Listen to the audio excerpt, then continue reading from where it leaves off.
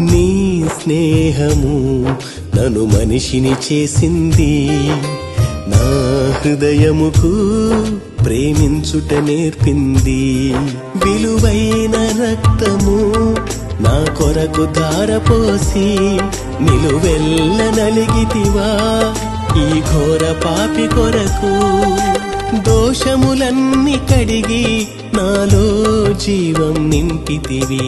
ప్రేమామయుడా, సర్వోన్నతుడా, మహిమాన్వితుడా నా యేసయ్యా.